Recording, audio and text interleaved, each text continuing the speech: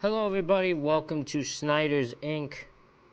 And today we're going to be doing a That Chapter video, and this one is how an evil monster lured his victims on Twitter.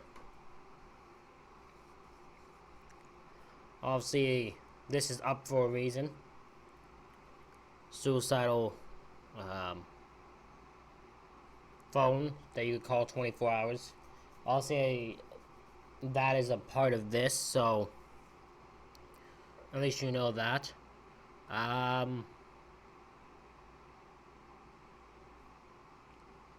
ladies and gentlemen, we'll get right into this. Hit the like button, hit the subscribe button, comment what you think down below. Let's go. And in this video, we are going to Zama, the city of Zama, Japan, to look at a monster who believed that life had no meaning whatsoever. And following up on this belief, he used Twitter to stalk and lure victims back to his tiny, tiny apartment. It's a very, very small apartment, but he made he made that space work, as you will see. It was an apartment of horrors. But before we get into that, if you would like to see crime and bizarre plot videos every week, please subscribe, because this is all about that chapter of life. Now let's give it a go.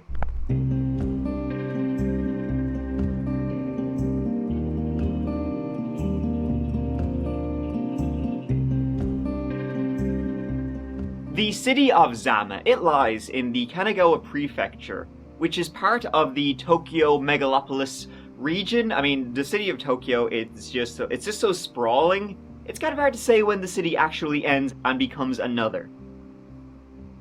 That is where Zama lies. Now, Japan, it's pretty well known for being, quite safe, not very many killers there, so when one, when it hits the news, it tends to be quite shocking. And then, usually the killers that hit the news tend to be quite shocking themselves. It's always, like, mad stuff. It's one of them, and it is the story of Shiraishi Takehiro, who was born and raised in the city of Zama, a man who would later be dubbed the Twitter Killer. He was born on October 9th, 1990, and growing up with his parents and his younger sister, he was basically described as a pretty quiet, unremarkable child. He kept, to himself. He went to the local elementary school and the local high school. In class, his grades, they weren't great, they weren't terrible. Pretty much like he was the kind of person where not many people would really remember him, but he worked as hard as he could. He never missed a day of school. Outside of the classroom, he was on the baseball team, he was on the track team. Not really like a star athlete, and nothing really about him stood out. Like people would later say about him, he was, a pretty quiet guy, the kind of guy who would rather listen to you speak about yourself than speak about himself. But one thing that was like just a little bit off, was that Takehiro and his friends, for fun, they would often choke each other. Now, what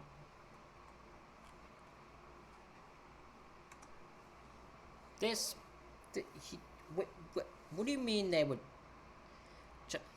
You know what? I need to get out of my head that I envision something way different. Hold on, I need to stop. That's really weird, though. That's a really weird thing to do. Is that a kink for them? It's really weird. I don't know. That's bizarre. Y'all need lives. back then it was just, hey, guys being dudes, but kind of, in retrospect, pretty weird. And in normal spect, too. Takehiro's parents would divorce just as he was finishing high school, something which seemed to kind of bother him quite a bit.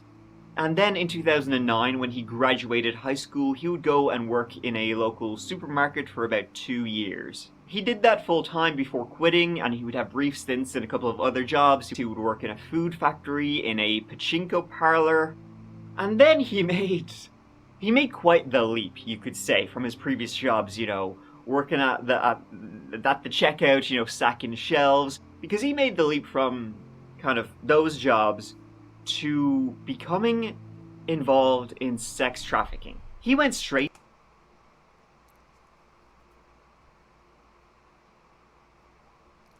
What's up? That's a fucking 180 turn. That's a hell of a turn. What the hell?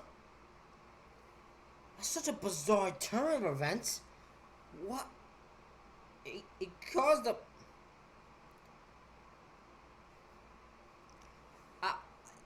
Okay. To the red light district of Tokyo. Kabukicho is the entertainment district in Shinjuku, Tokyo. Nicknamed the Sleepless Town. It's home to bars, clubs, restaurants, and love hotels. Sounds great. But it's also largely run by the Yakuza, you know, the Japanese mafia, so kind of maybe a little bit dicey at times. And as you can imagine, like, there's a lot of crime there. And not just violent crime, but, you know, drug dealing and sex trafficking. It's the kind of place where you don't really want to forget the hand sanitizer. And nice, you know, quiet, unremarkable Takahiro, he ended up there. He ended up becoming what was called a scout for the gangs in the area, and what he did was lure women into becoming sex workers, essentially tricking them into joining the sex trade and then probably becoming sex trafficked themselves. He was described by those who knew him at that time as ambitious, dangerous man who was capable of betrayal. And another... Interesting. So he was described as an ambitious, dangerous man who wasn't afraid of betrayal. Or was capable of betrayal. What a very... I don't know if that's a good... That's not a good description to have. Oh boy. Another woman who knew him said he was unusually more gentle than ordinary people, but was fascinated with death, including hurting himself.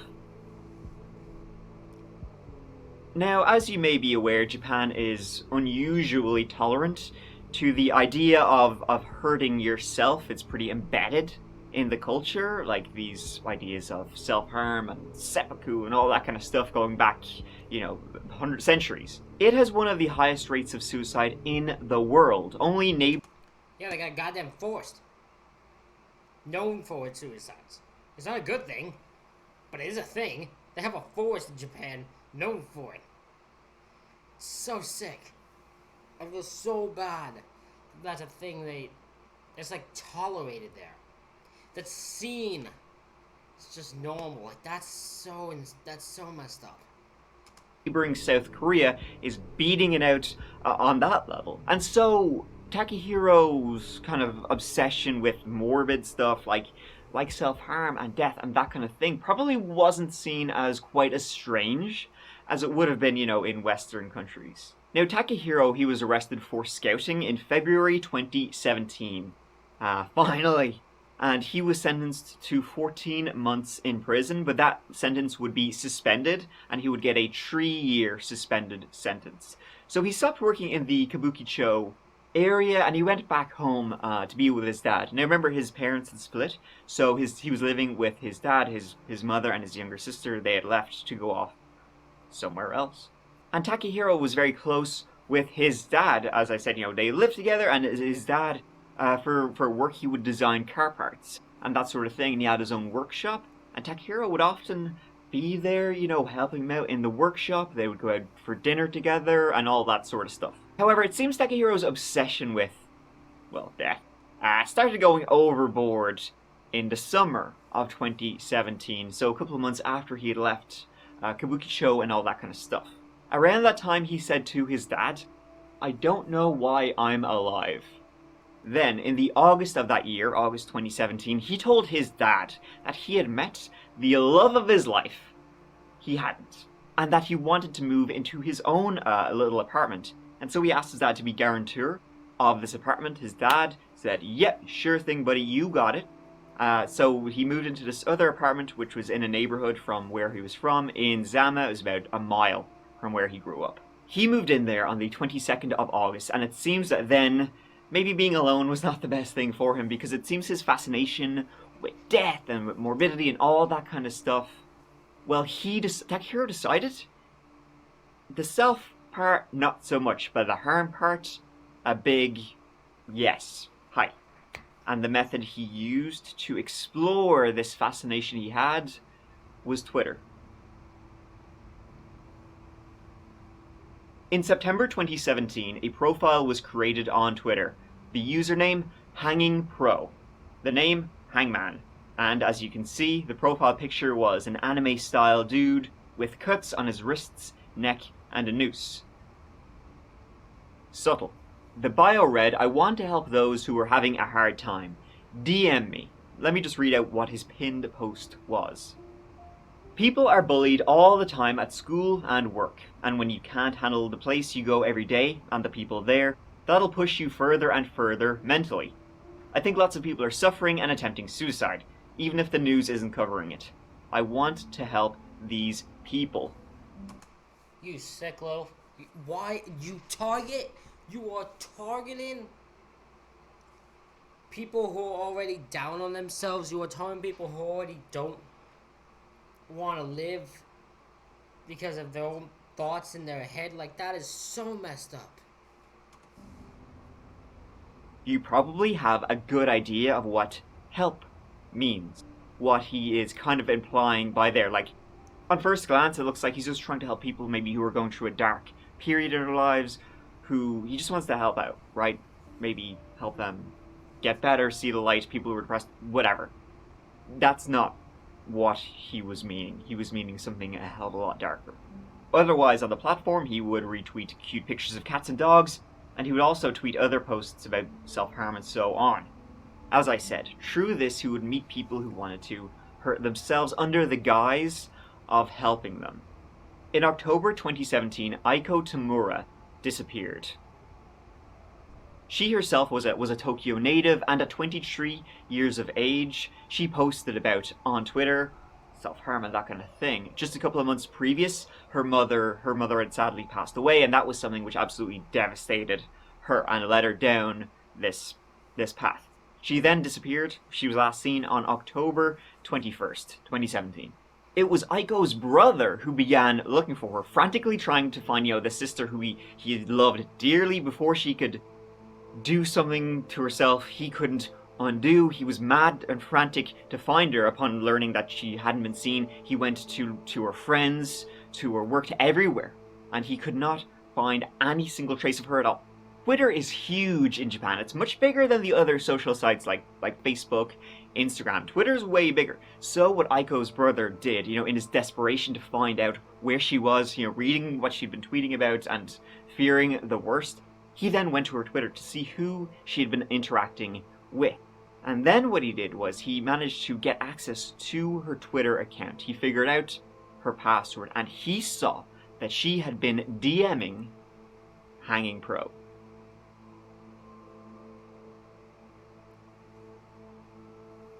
Aiko's brother then he took all of this to the police as, well, strong indications that something horrible had happened. See, Aiko had contacted Hanging Pro back in September. She had contacted him about doing a suicide pact, that she didn't want to go alone. It was then a month later, on the 23rd of October, so a couple of days after she'd last been heard from, that CCTV would capture Aiko and Hanging Pro at a train station and then walking towards his apartment. Then, so to try and track down exactly who this guy was and what was going on, an unidentified woman contacted Aiko's brother, because Aiko's brother was putting the word out on Twitter, anybody who has met with Hanging Pro, who is this guy, essentially. So this unidentified woman, she contacted him and she says, I've met him in person. Now, she didn't go to his apartment, they just met up, went for a walk, and that was it.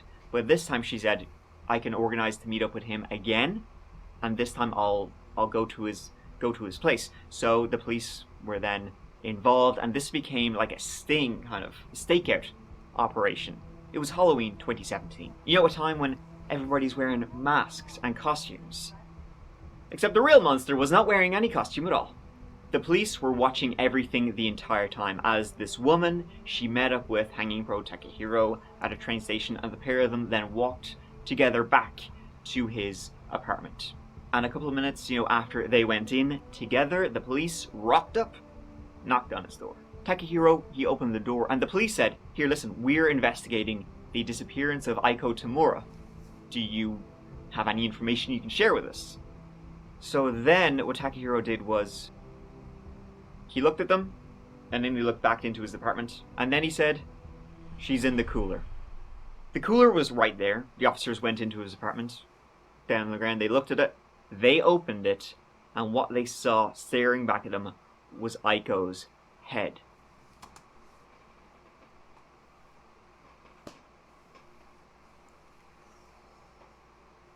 What?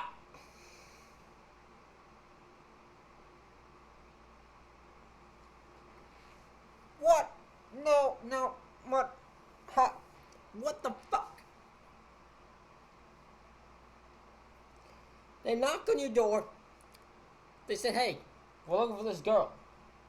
You talked to her last. Have you seen her?" He then looks back in his apartment, looks at police, and just says, "She's in the cooler." So they open the cooler. There's her head. What the fuck? On the floor of his apartment were 7 more boxes and coolers. This then became a crime scene and the police shut that shit down. This is the layout of Takehiro's actual apartment. Absolutely tiny. And in there, they would find another 8 heads. Littered throughout were arms, legs, and hundreds of bones. And in those boxes, those orange boxes, inside each were human remains. You can imagine how it smelt. Or better yet, do not. And they also found saw, knives, ropes, all covered in the unmistakable dark brown of old blood. They also found multiple bank cards, medical cards, and other items belonging to the victims.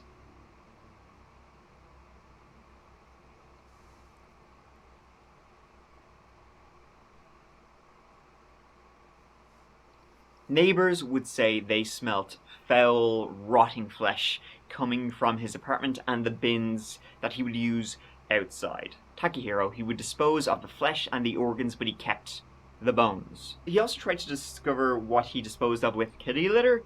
It didn't really work. Like, neighbors would say they often saw him using the bins an unusual amount, and the extractor in his bathroom was on 24/7. Takahiro Shiraishi was initially arrested and charged with abandoning bodies, but that would swiftly change.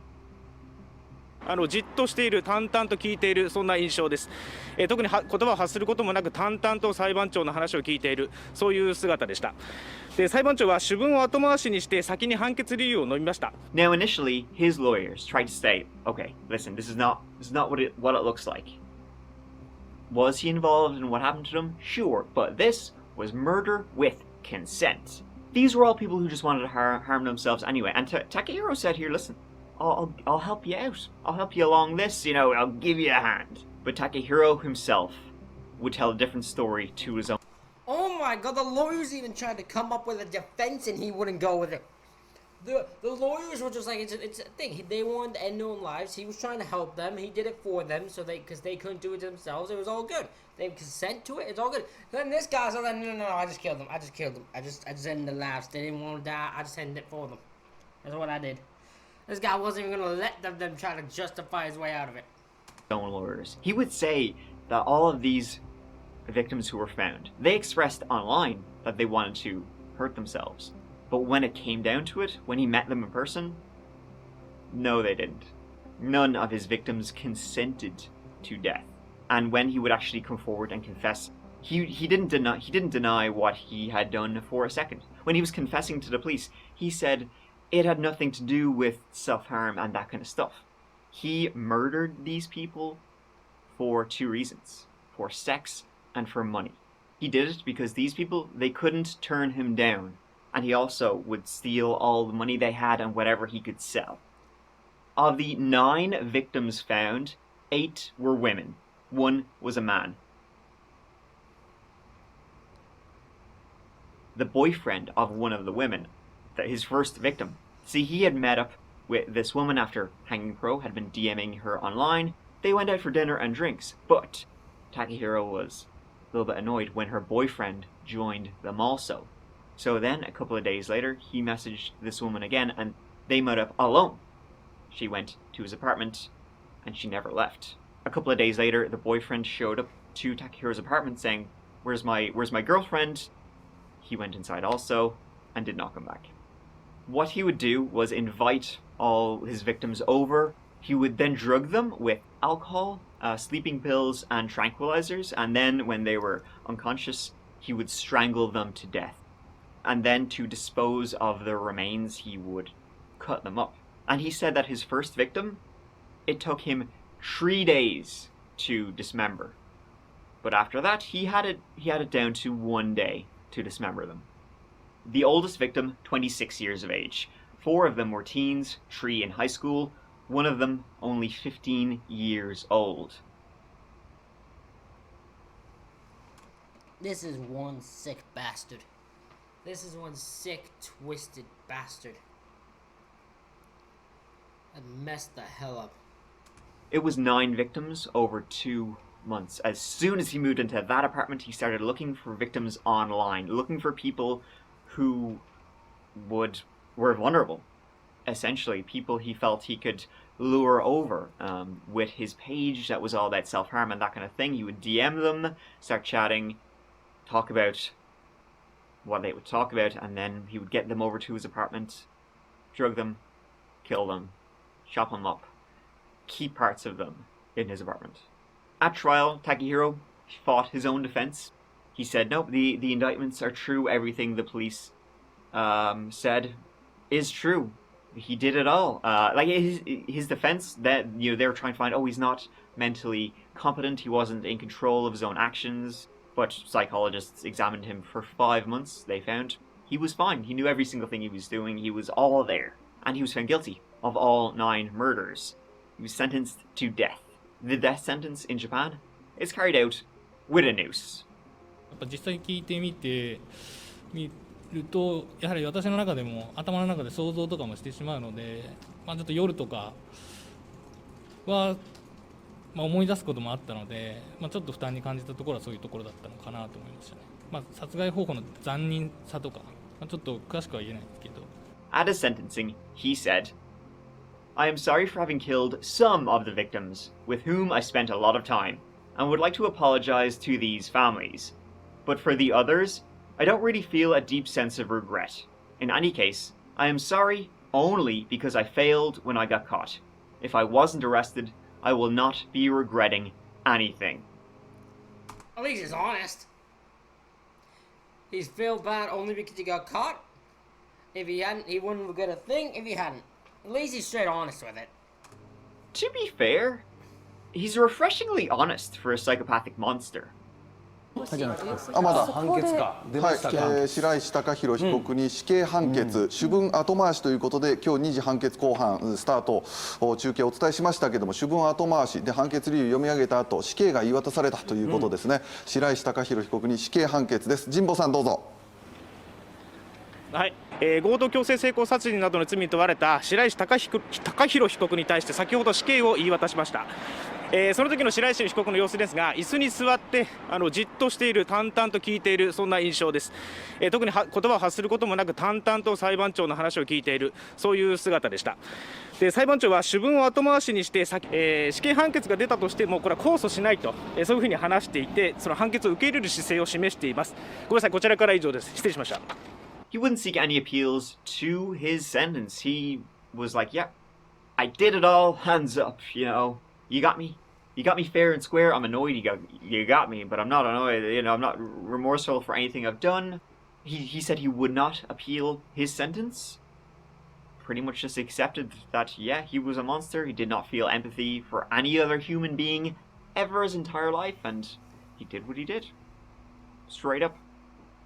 This is, once again, like we've seen in other stories of monsters prowling the internet, a story of a man seeking out some of the most vulnerable in society. Unfortunately, monsters do exist, and he is most definitely one of them.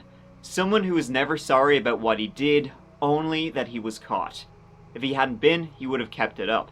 Takehiro was a creature who embodied the darkness, like a spider who hid in the pits of despair, finding you when you were at your most vulnerable, luring you into his web, and then devouring whoever he could. It's an incredibly tragic story of these 9 people who just wanted someone to be there. They thought there was no way out, and when it came to it, they knew life was worth living. Unfortunately, that spider Takahiro already had them in his grasp. So he now is on death row. Now, these many years later, yes, he's still alive. He's still in prison. He said he does want to get married. He gets fan mail all the time. He hasn't responded to any yet. I guess he just hasn't been the right one. But he said that, you know, yeah, looking to get married, so that'd be pretty cool. Good luck to whatever unlucky woman that is. Thank you so much for watching. I really... What an insane story by an insane monster. That dude, it was insane. My God. Ladies and gentlemen, that is it for this reaction video. Let me know what you thought about it. Hit the like button, hit the subscribe button, comment what you think down below. Thank y'all for watching. I'll see y'all for the next one.